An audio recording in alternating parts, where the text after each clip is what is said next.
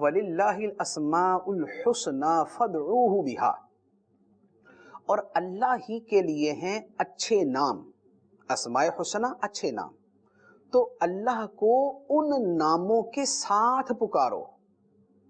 اللہ تعالیٰ سے ہم دعا کرتے نا، یا اللہ، یا رحمان، یا رحیم، یا کریم، یا رب العالمین، یہ جتنے بھی ہم اللہ تعالیٰ کی صفات کے ساتھ اس کو پکارتے ہیں، یہ سب کیا ہیں؟ یہ سب اچھے نام ہیں۔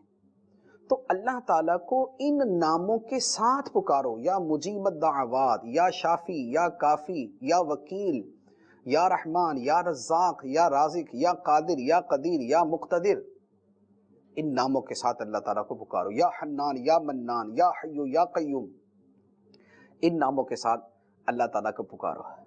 اور جو اللہ تعالیٰ کے نام بغیر دلیل کے کفار نے رکھ لیے، فرمایا نہیں، ادھر نہیں جانا۔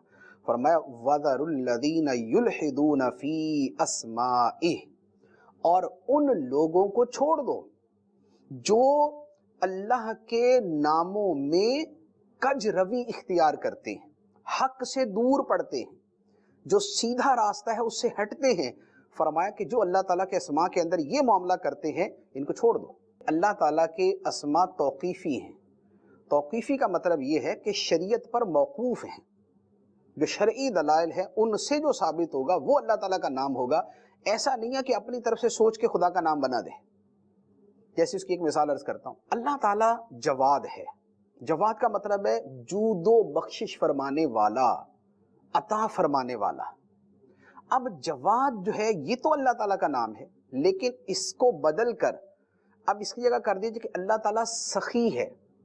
سخی کا لفظ جو ہے یہ قرآن حدیث میں نہیں ہے، سخی کا لفظ جو ہے یہ سلف صالحین سے نہیں ہے، لہذا اللہ تعالیٰ کے لیے سخی کا لفظ نہیں بولیں گے، جواد کا لفظ استعمال کریں گے کہ وہ جود و بخشش فرماتا ہے۔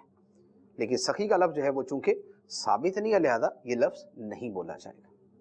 اچھا، اسی طرح اللہ تعالیٰ کے لیے ایسے نام رکھنا کہ جن کا معنی فاسد ہے، غلط ہے، اللہ تعالیٰ کی شان کے لائق نہیں، یہ لفظ نہیں بولے جائیں گے۔ جیسے مثال کے طور پہ اللہ تعالیٰ کے لیے رام کا لفظ، مسلمان اللہ تعالیٰ کے لیے رام کا لفظ استعمال نہیں کر سکتے، کر تو دوسرے بھی نہیں سکتے، لیکن چونکہ ہم مسلمانوں سے مخاطب ہیں اس اعتبار سے کلام کر رہا ہوں۔ کیوں؟ اس لیے کہ رام کا مطلب ہے رما ہوا، یعنی کسی کے اندر اترا ہوا، حلول کیا ہوا، کسی کے وجود کے اندر سرایت کیا ہوا۔ تو اللہ تعالیٰ سے پاک ہے کہ اللہ تعالیٰ حلول کرے اور اللہ تعالیٰ جو ہے وہ کسی کے اندر رما ہوا ہو، اللہ تعالیٰ اس سے پاک ہے۔ لہذا اب یہ لفظ جو ہے اس کا معنی فاسد ہے، تو یہ اللہ تعالیٰ کے لیے نہیں بولیں گے۔ اسی طرح پرماتما، یہ لفظ بھی نہیں بولیں گے۔ تو یہ جو الفاظ ہیں ان الفاظ کے اطلاق سے بھی بچنا ضروری ہے۔